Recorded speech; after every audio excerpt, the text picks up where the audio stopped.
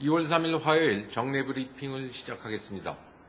첫 번째, 윤병세 외교부 장관은 2월 6일 독일 베를린에서 프랑크 발터 슈타인마이어 독일 외교장관과 회담을 가질 예정입니다. 이 자리에서 양측은 한반도 통일과 동북아 지역 안정을 위한 영내 및 국제사회에서의 협력 강화 방안, 기후변화, 에볼라 사태, 중동 문제 등 글로벌 현안에 대한 공조 방안 등에 대해 논의할 예정입니다. 한편 이번 윤 장관의 독일 방문 계기에 한독 통일외교정책자문위원회 제2차 회의가 2월 5일 베를린에서 개최될 예정입니다. 이번 회의에서 참석자들은 유럽 안보협력회의 등 범유럽적 신뢰구축 조치 관련 독일의 경험, 2+4 조약 체결이 한국에 갖는 시사점, 한국의 통일외교 등을 논의하며 그 결과를 한독 외교장관에게 보고할 예정입니다. 두 번째로 조태열 제2차관은 2월 4일 국회 원유철, 유이동 의원이 주최하는 황해 실크로드 익스프레스 세미나 개회식에 참석하여 축사를 할 예정입니다. 황해 실크로드 익스프레스는 열차 페리를 통해 한반도와 중국을 잇고 중국 횡단철도와 실크로드 익스프레스를 연결해 유라시아 대륙의 연계성을 증진한다는 구상입니다. 이번 세미나를 통해 우리 정부가 추진 중인 유라시아 이니셔티브를 구체적으로 실행할 또 하나의 청사진을 제시할 수 있을 것으로 기대합니다.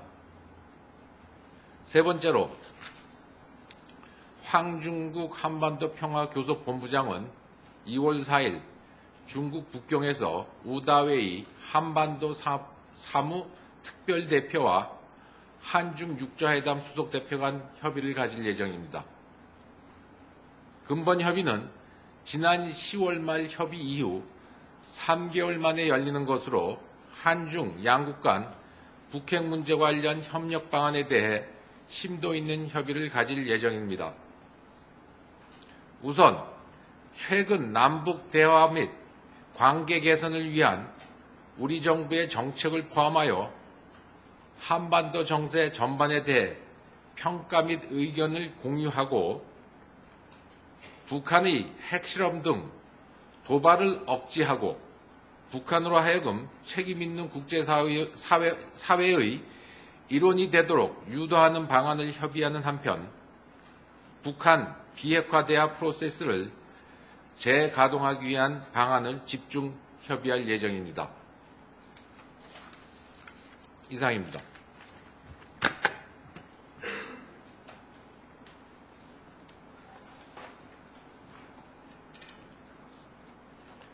질문 있으시면 하셔도 좋겠습니다. 네. 네, 천재일보 정인성 기자입니다. 아베 총리가 동맹국의 선제 공격 때문에 일본이 공격을 당한 경우에도 집단 자위권을 행사할 수 있다는 뜻을 내비쳤는데 이에 대해서 어떻게 생각하시는지 궁금합니다.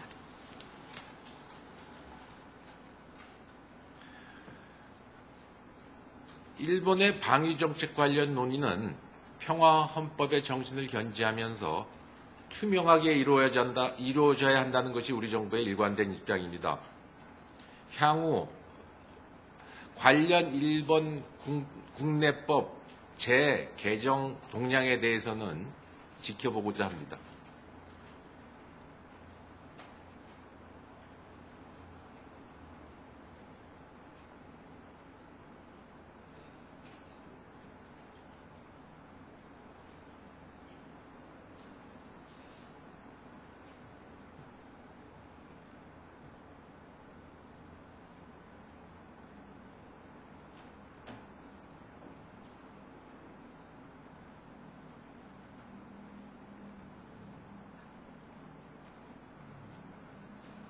네.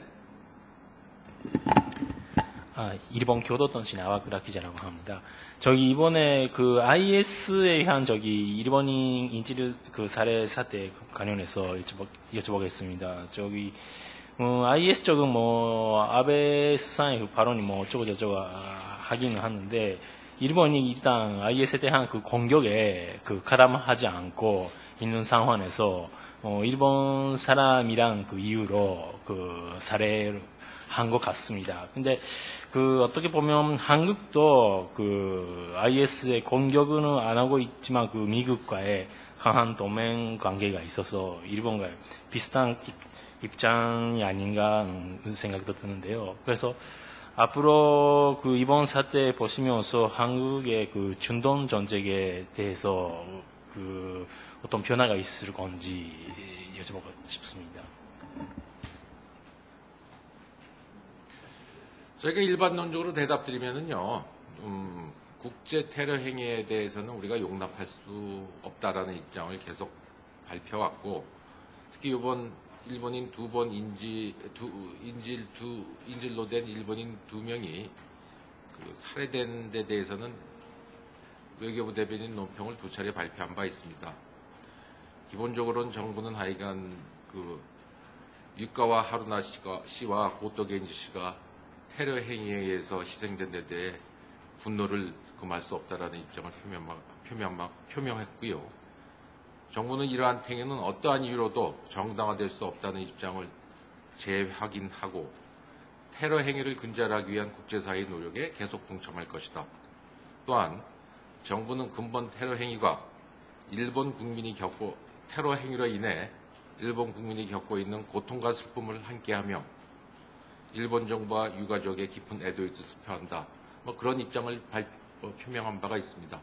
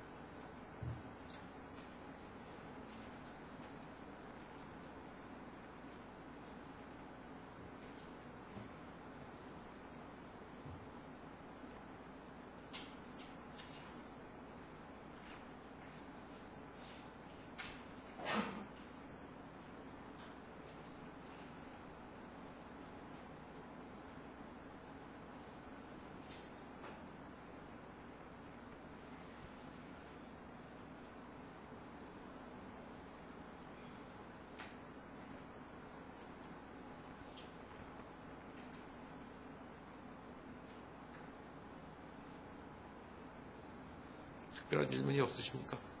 오늘 이만 할까요? 수고하셨습니다.